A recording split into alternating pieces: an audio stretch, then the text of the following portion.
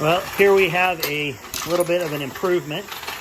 Working with the guys at AMP, we have increased the dwell time.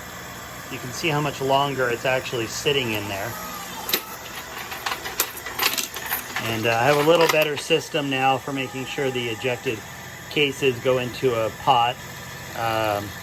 My other stand wasn't great. Now, I don't make any bones about it. I'm not a machinist, I'm not a tool maker. I'm barely a wood worker, but you know, it works, and it's compact and it's clean.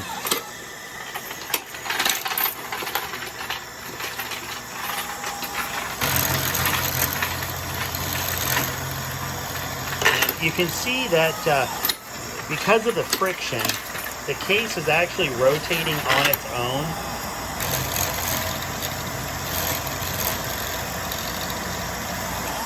And I know, here, let me catch this one. I know some of you are going to be skeptical of that.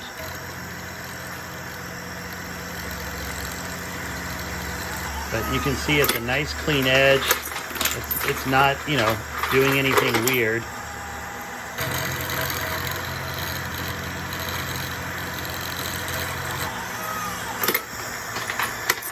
And, you know, personally, until I come up with a better method, I like that the brass is turning a little bit because it's turning under pressure, so it's still giving it a little bit of rotation like I would by hand.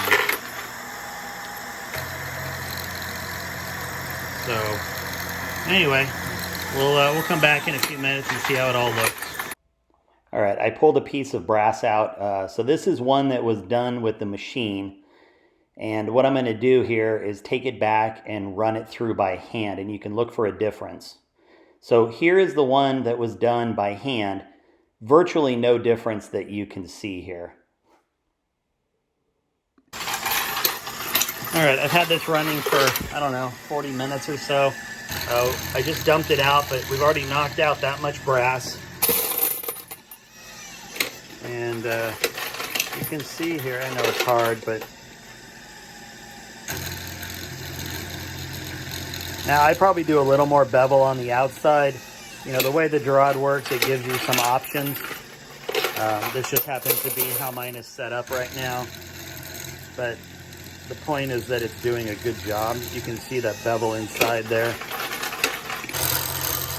All right, well, we're still cooking along. Haven't had any issues so far. And you can see that's what we've done.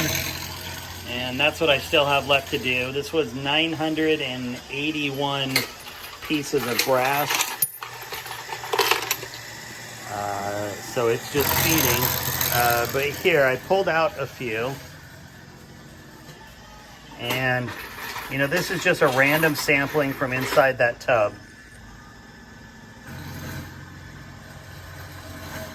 And I know it's always subjective because it never looks the same on film or whatever, but you know, the bottom line is the system works. Is it optimal? Is it the same as a hand? You know, I don't think that's ever going to happen unless you get a robotic arm in there that, you know, can push and twist and apply pressure and stuff. Does it do 98% as good of a job as a human does? I'm going to say yes. And I'm going to say that the variance, you know, I went through and measured.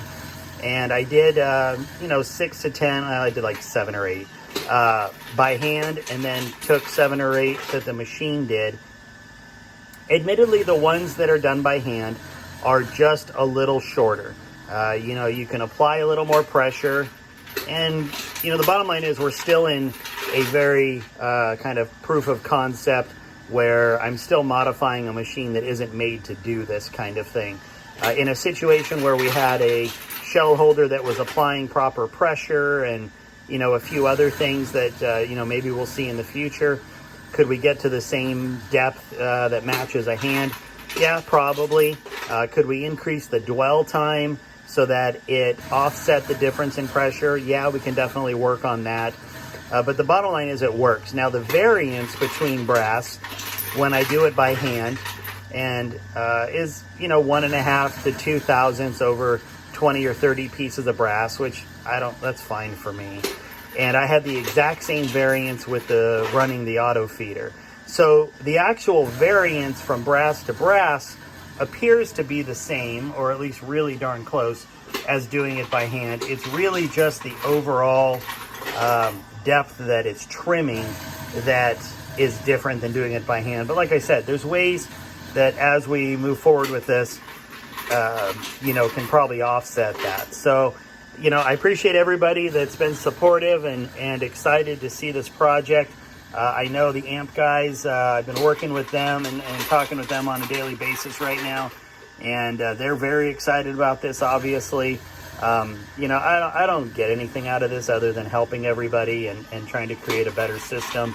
The AMP guys have been supportive from their side and helped modify the software to see if this could work. And, they've sent me a couple replacement pieces here and there, to try some stuff. But, other than that, this is something that I hope benefits everybody.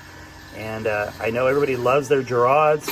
I can't think of a better thing to do than to automate it. So if this helps you and you can make it work, there you go.